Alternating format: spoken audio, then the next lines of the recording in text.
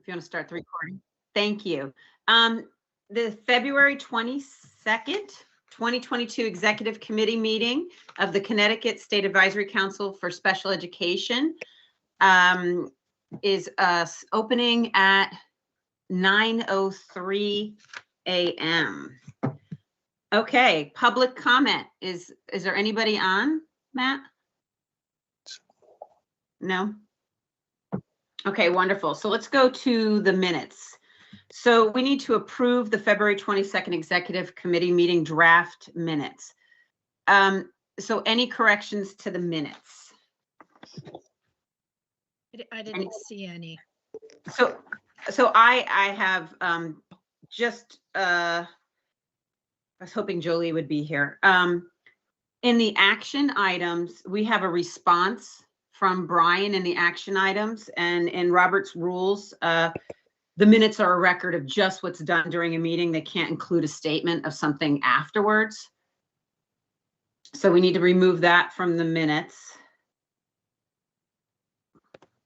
I agree, especially like moving forward as a practice, because that would be adding like a lot of things in between all the meetings, and some of the things are discussed in other committees and part of those minutes, etc. So it just murks things up a little bit. Yeah, I definitely agree with that. And I know there were some action items, but I think I'm just gonna not change them that need to be added, and we just need to make sure, like, because I actually just watched most of the video from our last meeting, and we really discussed about changing different meeting dates, and so maybe we should just put this in action items for this, make sure they get in for this meeting. And then just one quick thing. On the second page, it says committee members discuss timelines for 2023 annual report. And I love Jolie, and she gave me the Susan Yankee. So like the Big Lebowski, I would love take it if that's it. That's a silly thing, but. And that's all the changes. So does anyone else have any corrections? Okay, great. Would someone like to make a motion for approval of the minutes? I'll make a motion for approval of the minutes. Thank you, Catherine. A second? You want it with an amendment though, right? With an amendment to the sorry. Approval with, I make a motion for approval of the minutes with the amendment. Thank you. I'll second it. Much. Thank you. And Jen seconded. Okay, great. So we are approving the February 22nd, 2023 Executive Committee meeting minutes with amendments. Wonderful. Okay. You have to take the vote. Oh man. All right. I'm getting by the time I'm done with my with it, I'll get this. Okay. We would like to take a vote. All in favor, say aye.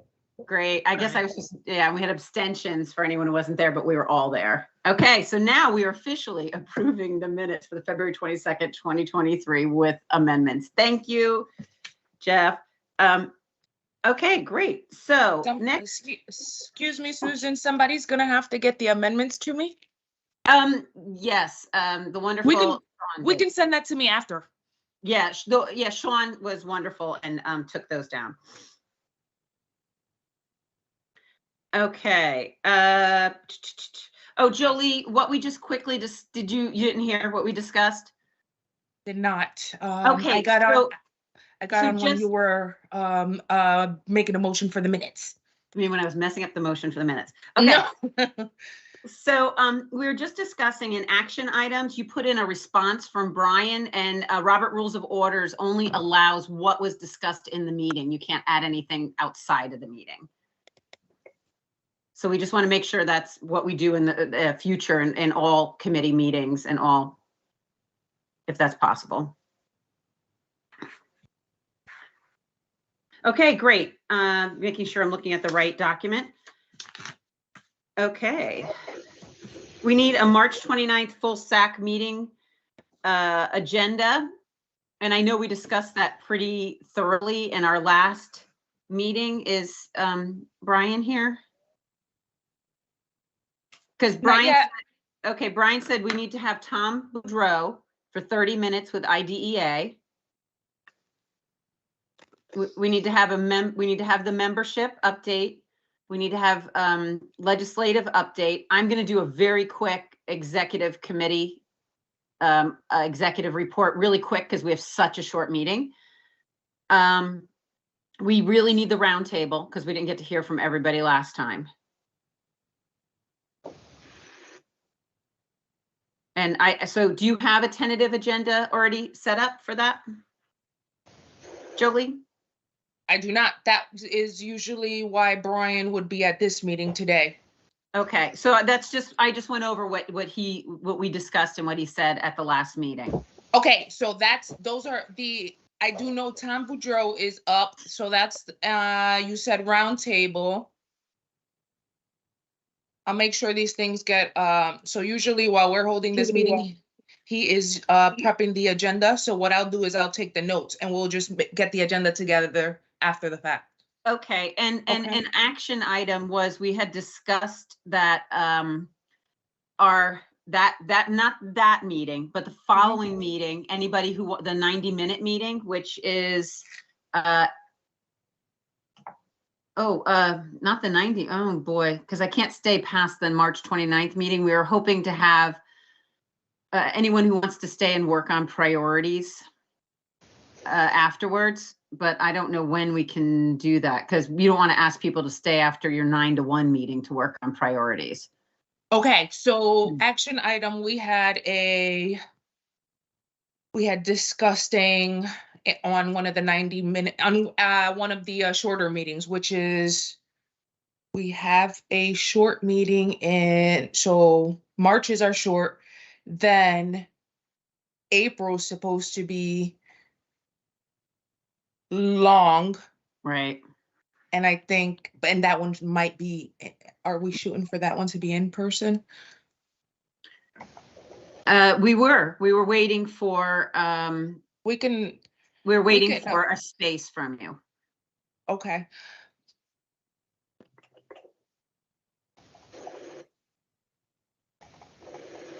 I will talk to Brian about a plan for having people stay later in one of the 90-minute meetings, and I will get back to you on that.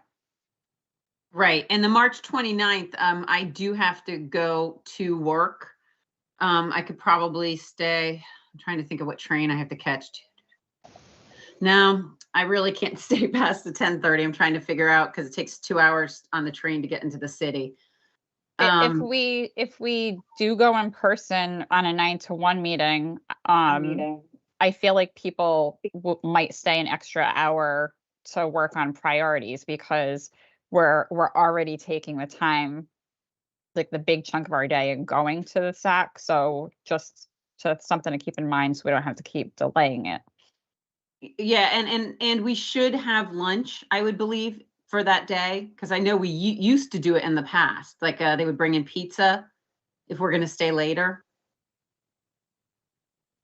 Only time that Brian can pull off a is if the whole meeting is a working lunch. A working lunch, yes. So generally that's the July meeting.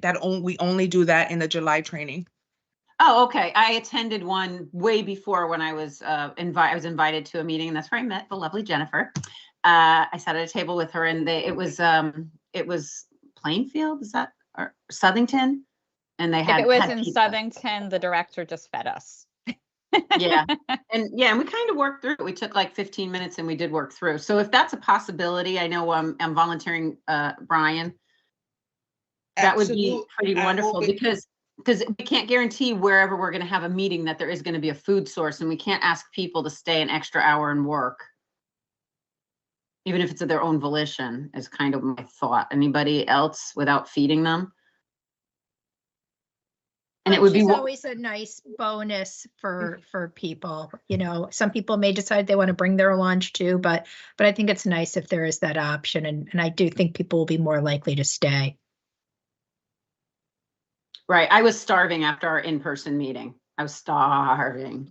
The last one. I'm always starving. I mean, Great. we could definitely check, but as Jen said, I think There the you last are. time that happened, what ended up happening is that it was the director in Plainfield who had paid for the Oh. food, not Mhm. SDE. So we could definitely Right. check and see, but I'm not sure if that can occur. And, Right, there you has know, to be a budget. Yeah, and Sean, I am thinking too, there might be some rules and restrictions with food coming from a state agency.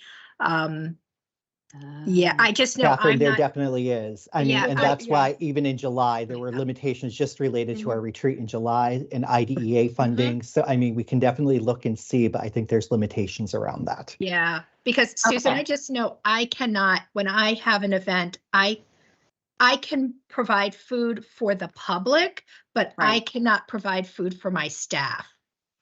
Oh, okay, so maybe if Yeah. we at least even tell people to bring a lunch, Yeah, then if they can't, just bring a lunch, there'll be a time, there'll be a quick break for you to eat, because I think that's an awfully long time to ask people, right, to not eat. And then we all know with the school studies, everyone thinks better and does better when they've got food in their stomach. Okay, great. And then what we had also discussed that wasn't, I would love, Jolie, if for that March 29th, if we could tell people where we're going to be so people can plan. March 29th. 29th for the following meeting, for the April 26th in person. Do you think that's at all possible? That we would really have to work with Brian for that. I do not, I don't select the location. I kind of put the location together, like the details together and get us in there. So I can bring it up with Brian, but I really need the executive team to just, if you don't hear, follow up with us on emails until we get it done. Okay, yeah, because that would Okay, be so helpful. that's just something that's I could definitely bring it up to Brian, and we are getting close. So I would say once we're done with this meeting, send a separate email to me and Brian and make sure that, that's just Okay, that we're kind of like working on it, even though I'm taking the notes. okay, Okay, wonderful. just to make sure, because we are getting close to that date. Okay, that's really great. It goes quickly. We're already on 3/22, so. Okay, does anyone have anything else to add for the March 29th full SAC meeting agenda? no, just that, pending the approval of the executive team, there will be a new member for the council to vote on it, which I'm excited about. But I will be mindful that we do have a limited amount of time at the meeting next week, but it will take a few extra minutes. Okay. So Okay, great. Catherine, Jolie? don't usually, Catherine, I think, did you guys present the member to the executive committee today? Not yet. Okay, got it. Once we're in that That's membership next. section, right? Yeah. That's Okay. next. Is it okay? We move on? Anybody? Okay, membership matters. Okay. All right. So we've got a good problem. Currently one vacancy. We had 3 parent applicants. The membership committee met last week and all 3 were fantastic. If we could take them all, we would. We really ended up looking at the fine details that they submitted on their applications. And, what it came down to really was trying to ensure that we have as diverse a parent representation body on the council as possible. So that's really what it came down to. So Beth Gard to the full council to vote on for membership consideration. And Jen, I know you have done some work with her in the past as well. So it was nice that you were able to elaborate on some of her experience and you were able to elaborate on all of the applicants too. Did we end up on Beth? I thought it was. Oh, Amy. shoot. Amy. Oh my gosh. Did you call the Sorry. right? Did you call the Okay. right one? Can you tell that I had literally 2 minutes to prepare for this meeting? Thanks, Jen. Thanks, Jen. I'm sorry. Yeah, I did have Well, 2 they minutes to were, think. everybody was really, really neck and neck. So in Catherine's Thank you. defense, it really was was. quickly reading through my notes, so I'm very sorry about that. So let's correct the minutes to reflect Amy Messenger is the parent who we would like to recommend for membership consideration by the full council next week. And we do have a couple other parents whose applications we're holding. I did email some of the members whose terms are expiring. Tammy's here. Tammy was gracious enough to offer to remain on the council for another year. So thank you so much, Tammy. I am still waiting to hear from one other parent. And then I actually had a question about one of the other parents we had discussed, and Jolie clarified that her term is definitely up. So I will reach out to her. If for some reason we end up with some vacancies, one or more vacancies, then we do have the 2 other parents to consider, and then the membership committee will reconvene to look at their applications again. So does anyone have any questions about Amy Messenger, now that I have the name correct? No, Okay, you did a great. lot So- of great work. Okay, great. So I'll present her next week. We did have a number of students inquire about membership. Excuse me. And I was hoping that we would have their applications last week. We didn't. I sent them another reminder. So hopefully I'll hear from them this week. And then we also have the legislative information flyer that we worked on. And I sent that to Jolie and Brian to look over. And Brian, I'm not sure if you've had a chance to look at it yet, but that's the other thing we were working on. So, yeah, so when you get a chance to look at it, Brian, we feel like we're in the final stages of this project. Awesome. Thanks so much for your work on that. Much appreciated. You're welcome. Yep. Okay. So, Legislative flyer. You're still on, Catherine. yeah, so the legislative flyer, that's what I sent to you, Brian. Yep. Did you have a chance to look at it yet?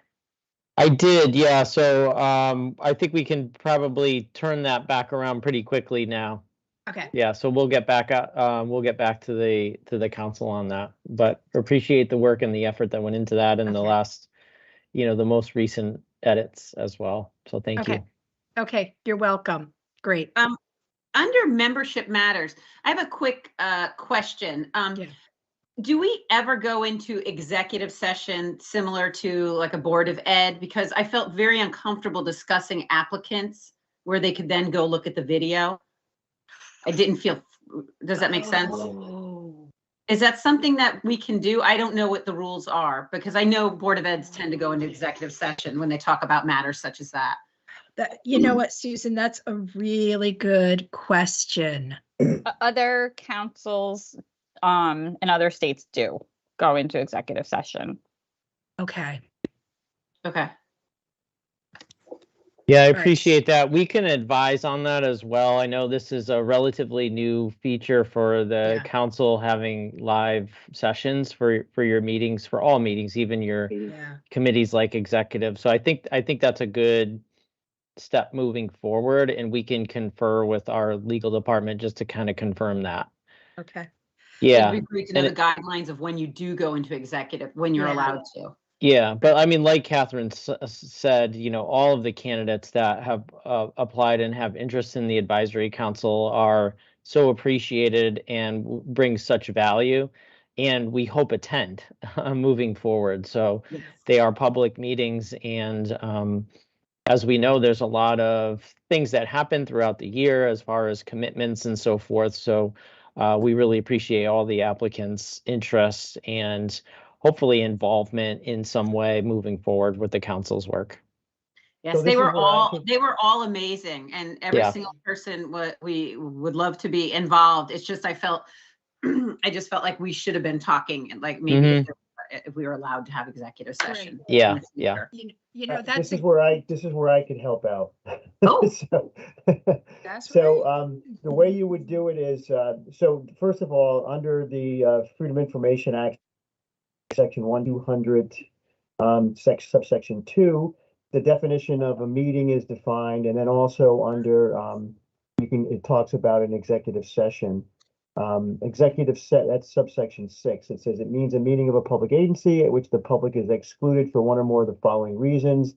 One of the reasons that you can have an executive session is to discuss a discussion concerning the appointment, employment, performance, evaluation, health, or dismissal of a public officer or employee. So you can ask, you have to give that person a chance to have them have that public if they wish. But the way you would do it mechanically is you would say, I'd like to make a motion to go into executive session. You take the vote, you go into executive session, and then you stop the cameras. And then you're not allowed to take any vote in the executive session, except for the move to go out of the executive session. The minutes would reflect who was in the executive session. And then when you come out of the executive session, you vote to appoint the person. Wonderful. You get a Okay. sticker for the day, Jeff. Jeff, that was very Okay. helpful. Thank you, because Beautiful. I know that, you know, we've tried to be very careful in the meeting minutes to be generic about the discussions we have regarding membership appointment. And, you know, we want to be respectful of all of the applicants. So, Susan, thank you so much for pointing out that even if we're that thoughtful during the recording of the meeting minutes, we also want to be mindful during the recorded meeting. So, yeah. So, Jeff, I appreciate you explaining how we can do this. Okay, yeah. The only thing, the caveat is that if you're going to discuss a person, you're allowed to go into executive session.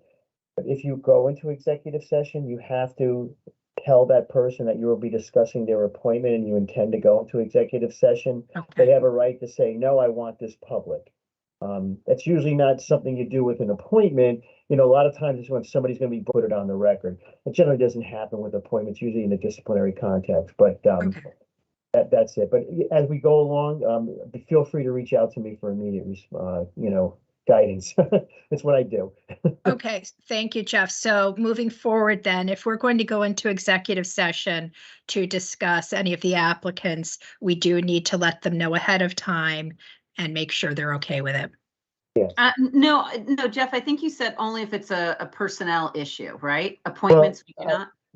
No, discussion concerning the appointment, employment, Yeah. performance, evaluation, health, or dismissal of it, provided that such individual may require. So it's such individual, I take it as being all of those, Okay, inclusive of the Yeah. appointment. Not what I said was generally that only becomes an issue when it's disciplinary, because that's really the only, if a person is vying for appointment, they're not gonna generally say, no, I insist that you talk about it, because then people will say, well, we don't want this guy because right.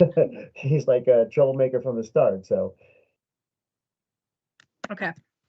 All right, so thank you. So I'll just keep that in mind then, that we just have to allow for a little extra prep time so that we ensure the requests go out and responses come in prior to meetings. yeah, and then you can contact me directly, Catherine. I appreciate that because I probably will. Thank you, Jeff. Yeah, no problem.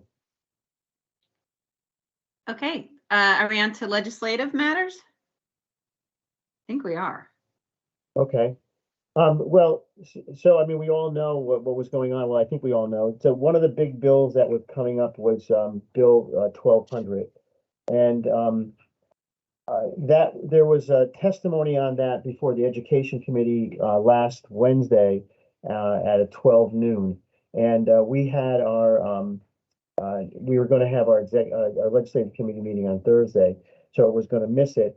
So generally, just to lay the groundwork out, when the SAC makes a comment on pending legislation, generally what will happen is the legislative committee will kind of consider, oh yeah, we think this one really needs to be picked out, and the comment could be anything from we support to something a little bit more intense or a little bit more laying out the position and why, and so seeing that this Bill 1200 was on the agenda for 12 noon, last Wednesday, I started to draft something.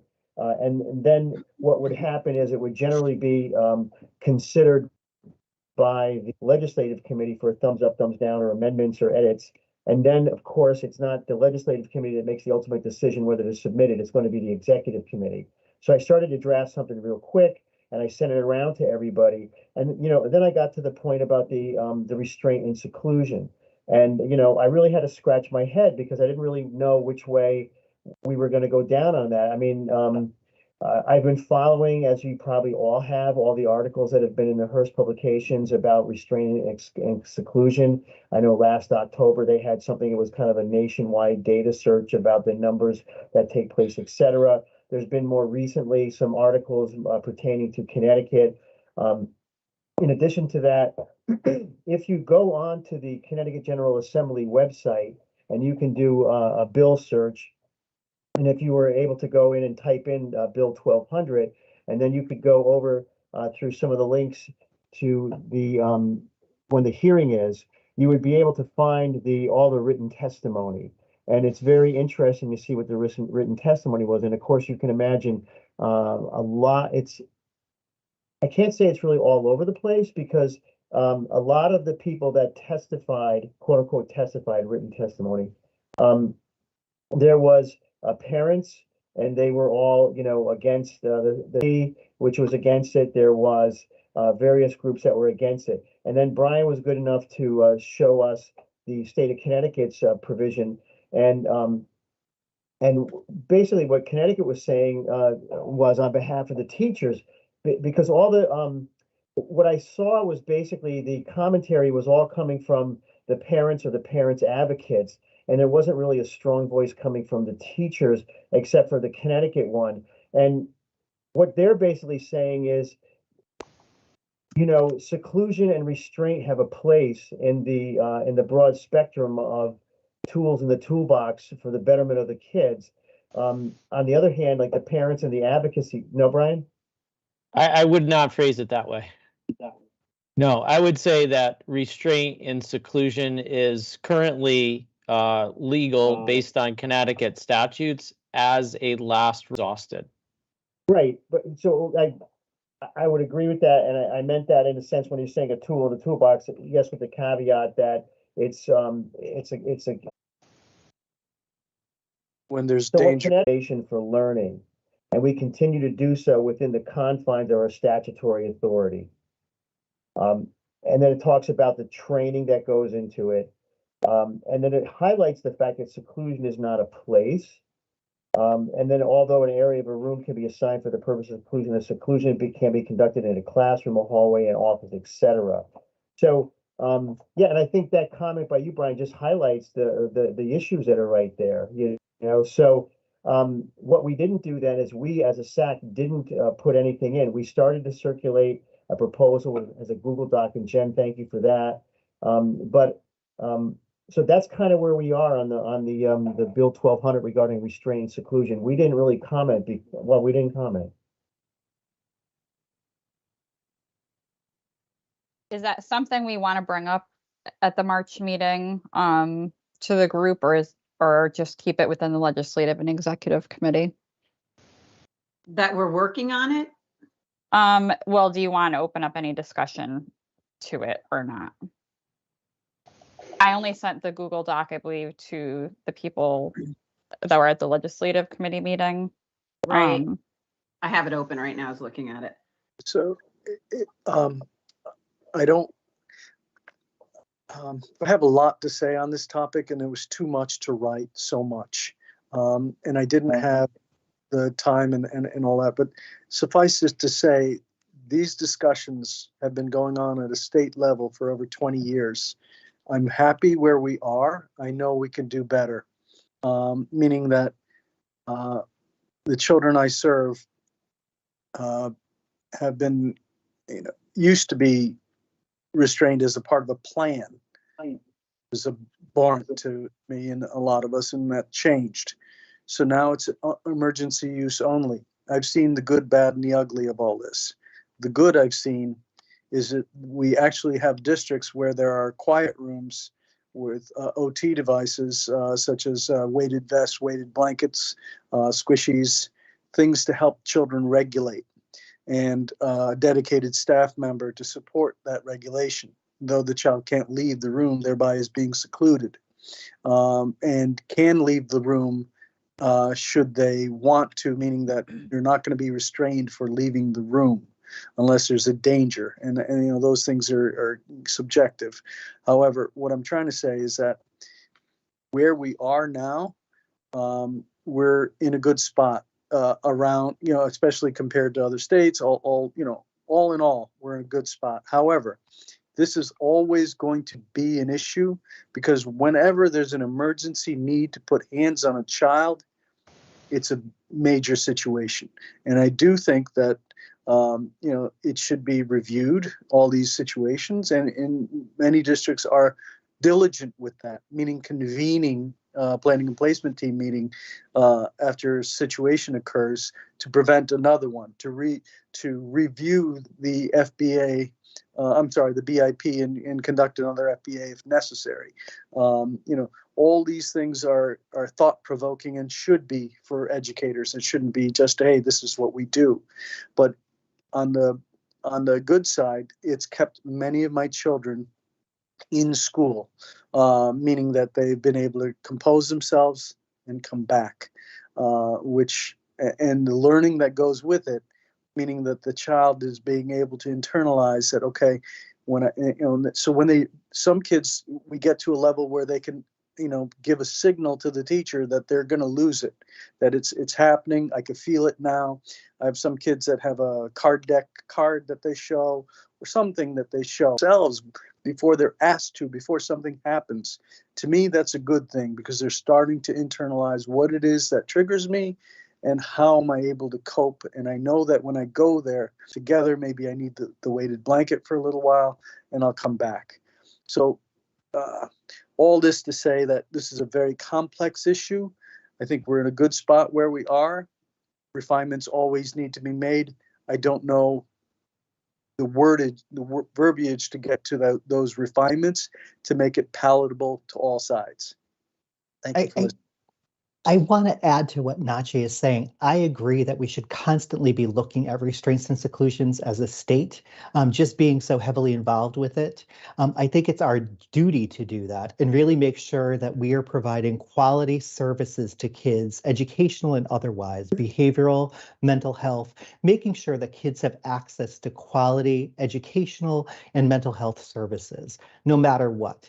The other piece of it is, and Jeff had brought up the Hearst articles, I think Connecticut was the focus of Hearst articles due to the fact that we have such a robust data system, and we are really collecting really good data on how kids are being restrained and secluded. Unlike other states are not collecting such robust data. And so I think that's one of the things that Hearst is focusing on is how much data we have available. I don't think other states are doing as good of a job. So I just want to put that out there. I think we could always do better, and we should constantly be examining what's working and what's not working. But I think we're doing some things that are really good. And so it's always constantly looking at our processes, figuring out what's working, what's not, and then taking it from there. So I think this is something that we should always be looking at. Susan, given the, thank you for that, Nachi and Sean. Given the time frame that you have to work with here and sort of the structures that you have in place, just throwing this out as an idea, because I know the legislative committee has worked to say, do we support this? Are we opposed to it, or are we neutral? A different approach would be to respond to the pros and cons if the legislation were to pass as written. So you could make a statement to say, if the legislation passes, here are our concerns, here are our comments on that. So it's not necessarily an endorsement, or I'm just thinking because of Nachi's point that it is such a complex discussion with many nuances, it may be difficult to gain consensus on a statement versus these statements, like we've just stated, like what is the state's responsibility on this? And I'm just throwing that out there. Maybe there is consensus to say, the full removal of seclusion, but then, our perspective from the State Department was when and if that happens, there's a lot of questions to be answered about how to keep students safe and training. We would have to look at training in a different way. We would have to look at exclusionary timeouts in a different way. To Nachi's point, we'd have to look at least restrictive environment in very different ways, and the potentials there. So that's just another option. I haven't seen your document yet, your collaborative document. So there's a variety of ways to, or it could be like, let's take some time to analyze and study that, like the State Advisory Council acknowledges and understands the importance of keeping students safe in schools and in their environments. You could talk about seclusion rooms versus the active seclusion. And like Nachi mentioned, the importance of having device materials and equipment where students can de-escalate and get back on track right away. We can point to data that we collect through our annual reports. I know part of what some discussions have happened in the past is that we rely on districts to self-report. So the State Department doesn't know what we don't know, in that if a restraint or seclusion isn't reported, we would have no knowledge of that other than if it was reported kind of after the fact. So those are limitations. As Sean said, our data is robust in what we do collect and how much information we do collect, but we are relying on those individually trained topic.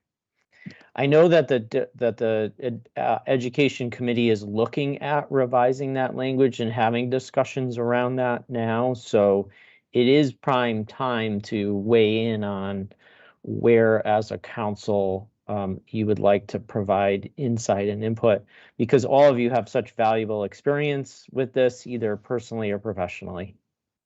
So for Jeff and myself, we are actually, we do not have a great deal of experience with on the document, the Google document that's working. I see Lena wrote some, finishing a cold. Lena wrote, but a lot of hers are questions, clarifications. And what I put in was basically what California is doing, because I just researched and she did some research. And one of the things it seems like you need to be able to monitor what's going on. And because California they authorize their State Board of Ed to monitor restraint proactively, and conduct investigation of districts that report high usage. So you're telling me that you don't know? Because that's what I'm saying. We need someone who has that knowledge of what's needed, right, Nachi, right, of what's falling through the cracks, more training, what different reporting. And Jeff, I know, right, we both need people with the actual boots on the ground and the knowledge, so that we don't miss something. Yeah, my comment about not knowing is if a seclusion happened in a school today and wasn't reported to us, we wouldn't know about it. Are they not required to report to you? They are. Oh, I see. Yeah. Yeah, so I'm saying that comes up a lot from our advocates to say, your data is only as good as districts report, which is a factual statement. We're not on site. We are relying on the districts to do their statutory duty of reporting within 24 hours to us. Okay. Yeah, it's like China reporting they only had 50 cases of COVID, so. Right. And nothing happens to a school if they do not report, or they're found that they haven't reported? If it comes to our attention, we are able to follow through. Okay. And is there a way a parent is there an easy process for a parent, similar to like when you want to challenge, your services in your IEP? Is there an easy process that parents understand and in multiple languages of, my child was put in seclusion or was restrained and it was not reported? Is there something like that? The parent can always find the new phone bank system, the phone system comes in. Is that part of that? No. Okay. So I don't understand. Okay. A new phone system, but you mean our call center, Susan? Yeah. So is that something a parent could If a call up? parent called us, yeah, I mean, that's one way they could go, yeah. The So one that's a good thing, and that's a good thing for maybe to be in our letter, that there is this call center. And maybe we need to make sure that you have the funding to publicize that if you don't. Do you know what I mean? So parents know that this is an available resource if they have a problem. And I'm hoping somebody else will jump in, because really I'm talking with not the experience that everybody else has. No, they're great questions, Susan. And you know, I guess the point is that there are mechanisms for complaints, right? Our complaint investigators operate under the IDEA. So we look at IDEA infractions, procedural or otherwise, through our complaint process. We also expand out beyond that for restraint and seclusion, which is a state law, which are state laws. So it's something that we've expanded under an existing a structure to say we will take complaints related to restraint and seclusion. We've done that historically, and we don't have plans to change that moving forward. Can I share one? Sorry, I'll just Yeah, not Jen, to die good, like yay. on this topic, but one thing that I'm seeing as a pretty consistent trend is, you know, kids that are having lots of restraint and seclusions, they are not having a functional behavioral assessment done because they did one last year or in the district they came from.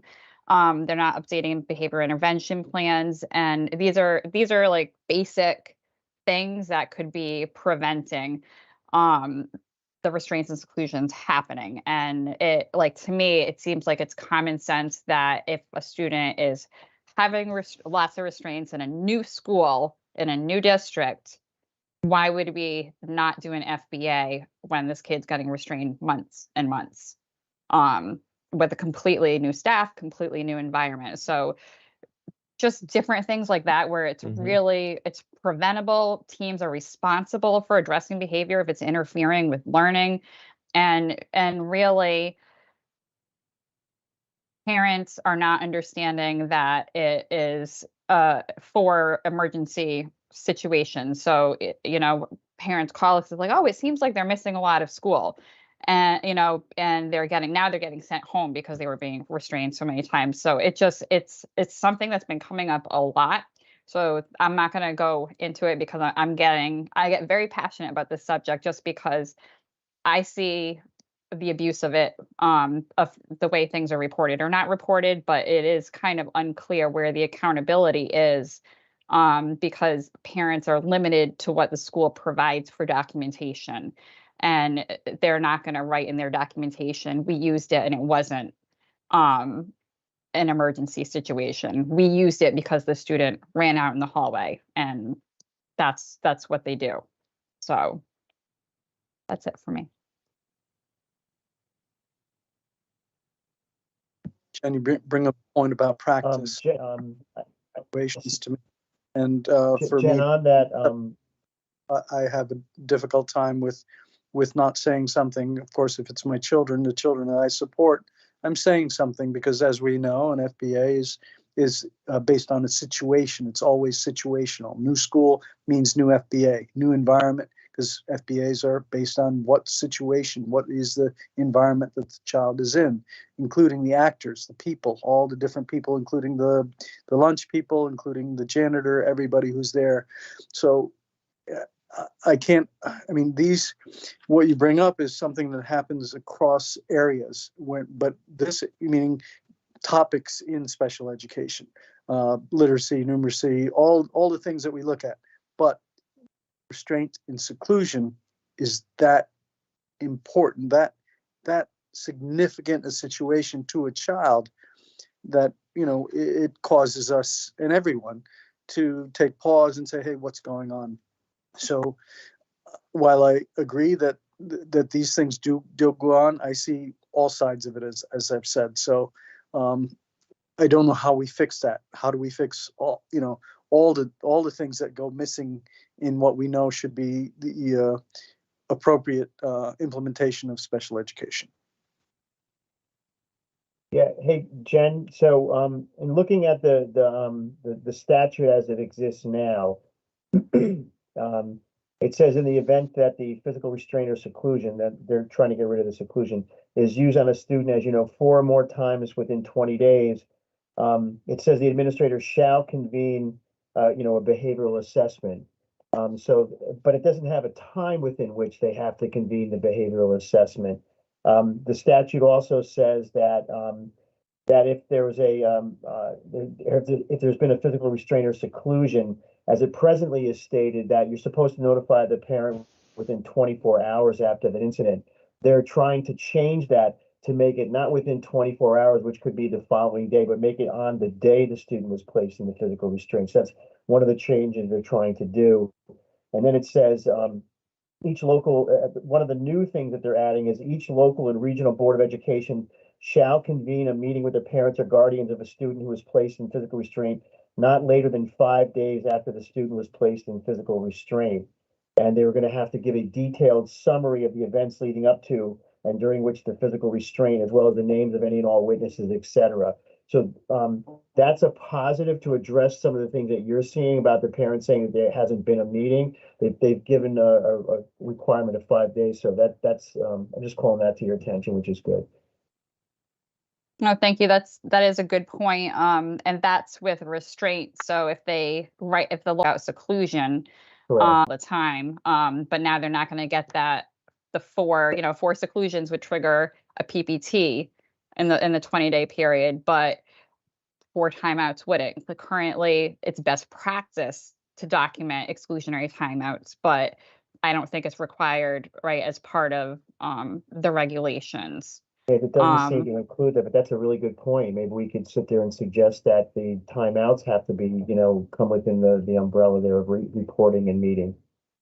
I would also, if I would throw this to the group to think about, I think schools should have to make every effort to call the parent about a restraint, because too many parents are getting notified just by email. Like they're going right to the full 24 hours and notifying by email, and it's traumatizing for parents to get notices that way, and especially if they don't check their email frequently. So that's just one thing from a personal perspective and personal experience that I would change. Jen, would you put, and we have this recording, I don't get it, could you put those thoughts down on paper so that we can discuss them tomorrow at the legislative? Because I don't want to lose anything that you and Nachi and Jeff are saying at all. I'll add it to the Google Doc. Yeah. And Jolie, would you please, after this meeting, would you just send out a quick reminder to the legislative saying, don't forget, we have a meeting tomorrow, because it was one of those tentative, if we need it, all of our meetings for legislator tentative, if we need it, we just say, we're doing this, because You got it. I changed the meeting so I changed the invite to finalized yesterday, and I will be sending the agenda out right after this meeting. I wanted to make sure that you guys, I sent it out pretty late yesterday, so I wanted to make sure that you guys didn't stop me on anything today. So where I needed to change the agenda. So if you guys are good with the agenda I sent for legislative, I can send to the team right after this meeting. Jeff, that's you. Yeah, that's fine. Yeah. Okay. I like that idea. Yep. Thank you. So if we do get this, we as a legislative committee have to meet again to approve it? No, typically we have said that we'll leave it up to the discretion of the legislative committee if they have to meet quickly, and a lot of the executive committee. Right. Okay. So I'd just like to add, restraint, conclusion, and seclusion does not impact my stakeholder group as significantly as so many of the other groups represented here, but just listening to what everyone is saying, and especially Jen, when you were commenting on doing an FBA when children are transitioning to a new school or a new program, from my perspective, from my stakeholder group's perspective, that's very important, because what we do is not an FBA, but an FVA, a functional vision assessment. And conducting that assessment on an annual basis, whether or not a student is transitioning to a new program, is really essential for the team that is receiving the student, because it gives them an understanding of how the child is using their vision and what kind of adaptations and accommodations that child will require. And it's helpful for everyone. So again, while an FVA is not the same as an FBA, I think that they do serve a lot of the same purposes. So I certainly think that's a great idea, Jen.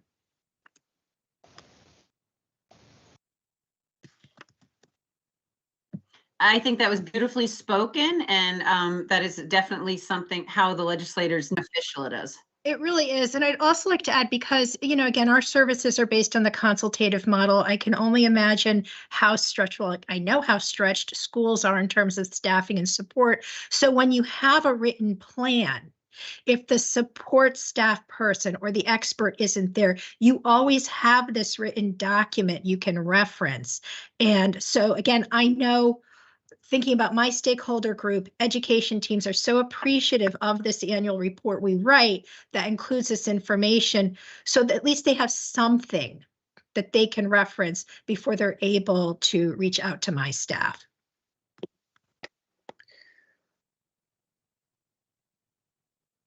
Yeah, I just want to say I truly appreciate everybody's input on that, because you get a chance to hear all these reports coming in on what's not being done.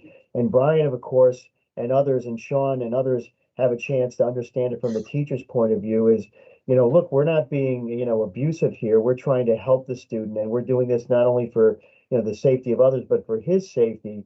And you read one said from one person by, oh, there's no place for it in the panoply of options for special education, but then you hear from the teachers like, look, I'm doing this for it. It's just, it all reminds me of the whole debate on the police accountability law, about what type of restraints and seclusion you can use on a prisoner, or what kind of you can do as far as pulling somebody over. And like I had said last time, it's not the use of restraint, it's the abuse of restraint, so that's what we're talking about. Jeff, I would just clarify, Sean and I, although we understand educators' perspective, that's not our perspective. Okay. Yeah. That we have a very different role. I don't know where this falls in. I just want to add it. Restraint and seclusion is the last resort, meaning there's de-escalation techniques that happen before that. I was very involved at the state level when, with my agency, I should say, at the agency level, when we were going, this going back into the early 90s, when we were getting away from physical restraints in our facilities to more to interviews of training are about how to help staff to understand their role to de-escalate children. And I certainly could see emphasis on those training models because I think as people understand it, as educators understand what it takes and what's going on with a child who's dysregulated, and it gets difficult when we get older students who are dysregulated to that level. But my point here is that there's a lot before that should happen before one goes hands-on. Yeah, and just to clarify what Brian said, and in behalf of Sean, you were representing the positions of others in their stated positions, and not necessarily what your personal positions were. So there's a lot of ways of looking at it. You were kind of reporting on it, so I appreciate that. I mean, sorry to jump in again. It's not our personal opinion either. That's what I said. It's not. I said that it's not. No, you're saying I'm not sharing our personal, right? Yeah. So I'm just saying. Just wanted to be clear that the State Department of Education, as an organization and entity, provides legislative testimony on these issues. Right. We understand the stakeholders' position, but we're not trying to reflect their position in our statement. Right, I understand that. I've been inarticulate, but you said what I No, it's just important to clarify. My ears just perk up just to be able to provide those clarifications, because we do have a very important role at the State Department of Education when it comes to data collection, oversight, monitoring, and implementation of the current laws. Yeah, no, thank you for that too. Could someone just quickly clarify for me? So in the state of Connecticut, you have a management crisis team at the school that are trained in techniques for de-escalation. Is that correct? And do they train as well substitutes, the lunch monitor, the playground monitor, the people that might just come, are those people trained? If there's if a child has a crisis and needs help, do they know, are they trained? Anyone have that information for So me? I'm not sure I can answer. That's a pretty broad question. I'm not sure what, like, so the schools are required to have crisis intervention teams, Right. which they do at the school level. They also have safety management aspects of training. So if there's a bomb threat, if there's a stay in place, everyone in the building are trained on those different mechanisms. If a staff member engages in an emergency response, they have to be trained. So I don't know who is trained, what their role is, but I do know, and we monitor, if a seclusion or restraint happens, that individual has to be trained.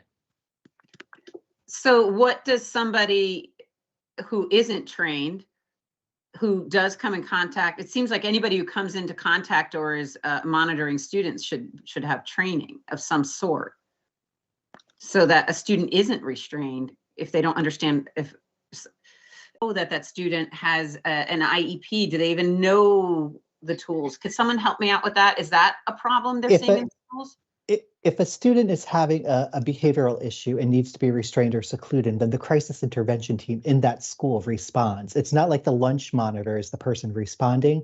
They would call upon the crisis intervention team to respond in that school. Okay. So Yeah, the local that's how it school typically- team also has thanks, Sean. The local Yeah. school team also has a responsibility to share behavior plans. If a student, Right. so sitting in a PPT meeting, the team has a behavior intervention plan for a student and saying, who needs to have access to this information? Where's the student? What are the important people? If a student is flopped in the hallway, you don't want somebody coming in and intervening and saying, hey, come on, let's go. If there's a functional behavioral assessment or a BIP in place to be able to address that student to engage them. So there's local building and, case managerial responsibilities to ensure that students, are supported in the way that consistently. But again, out in the community, when students are out in the community, there are a lot of variables, right? For folks that are understand the students' needs and their communication. And that was my quick question. Personal experience as a substitute teacher with a student that I did not have any idea had a plan. Para was in the room, no way to access. Was never told even how to call the office. Para never said, I'm part of this student who is disruptive and actually dangerous. And I didn't know if there was like a rule in place with from your department or from legislation that says anybody that's in contact with these students have to have training, because I think this could have been a situation that could have escalated to something that didn't need to. That's what I'm just saying. Is that in the law? Like, are we giving people tools? Is that anybody? We don't require every person in the school building to be trained in de-escalation and restraint and seclusion techniques. Nor would we want them to.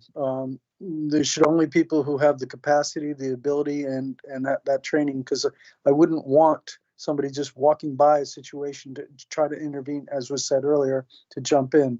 So the crisis team, as identified by the school, is highly trained and needs to address each situation as it comes up. Exactly, Nachi. And the schools should be telling substitutes and people that work with the students, there is a crisis intervention team. If this occurs, you call the office and they will. Does that make any sense? Things like that, so it doesn't escalate. Yeah, there isn't a dangerous situation.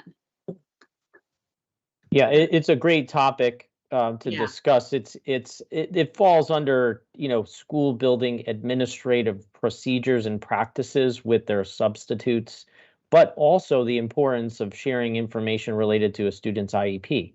because the student's IEP needs to be implemented. This is not related to restraint or seclusion, but that's those students' accommodations in the classrooms, those students' specialized instruction. Otherwise, there's a gap in service and support for those students. Thank you so much for clarifying. Sorry if I took everybody off track. I was just wondering if that was a not at all. pocket that needed to just be looked at. No. Information. The bill as it's currently exists says each local of students to the members of the crisis intervention team for each school in the district. A local or regional board of education may provide such training to any that's elective, to any teacher as defined by section so-and-so, administrator, school paraprofessional, or other school employee designated by the school principal and who has direct contact with the students. So there's a requirement that you have it to the crisis intervention team. The other one seems to be elective for the others. All right, thank you. Do we want to, Brian, do you need just a quick 2-second review of what we talked about with agenda for the meeting, or? Well, can I just ask one thing, sorry.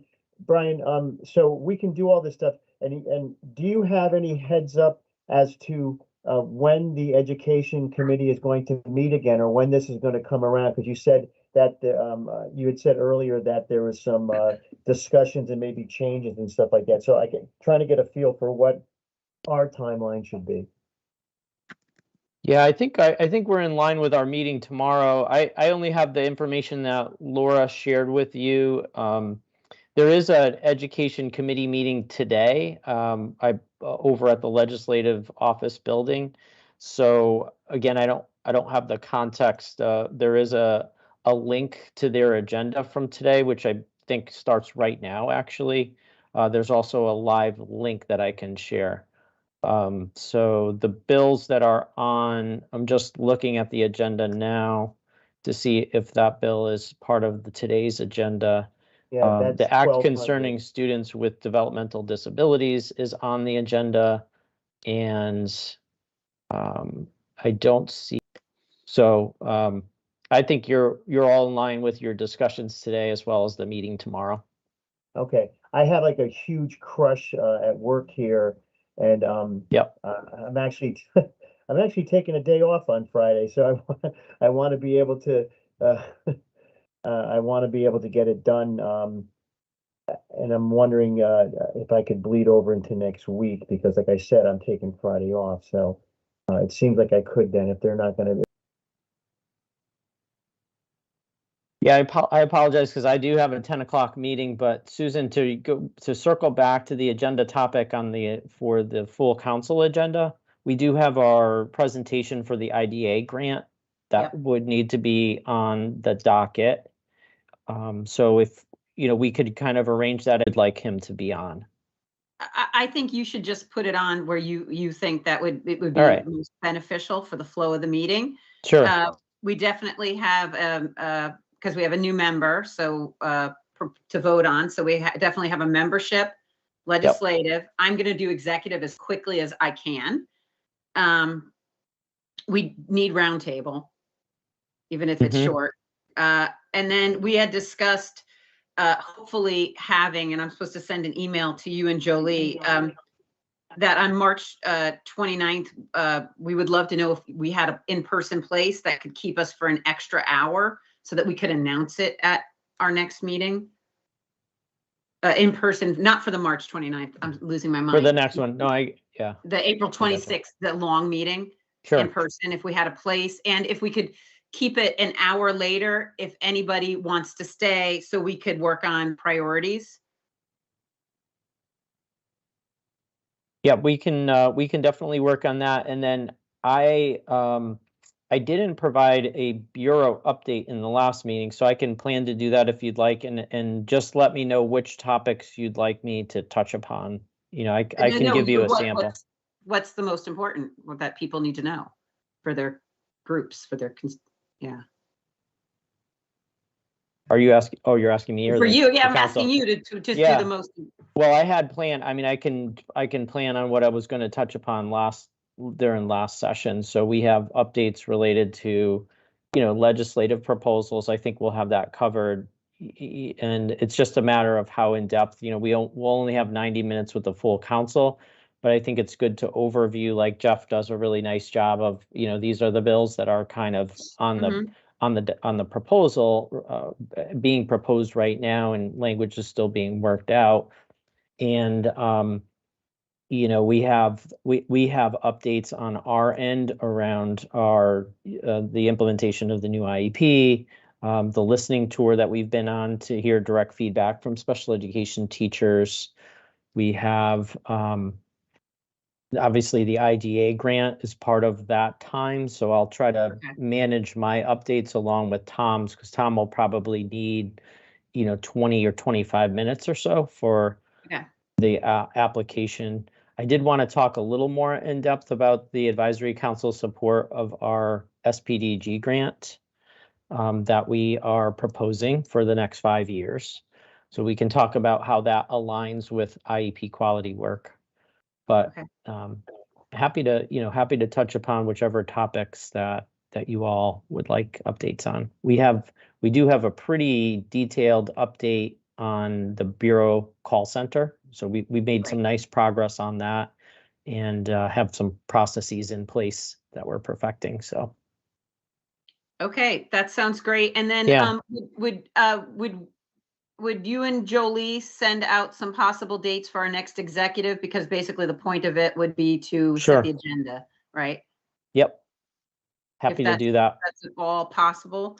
Trying to think of anything else.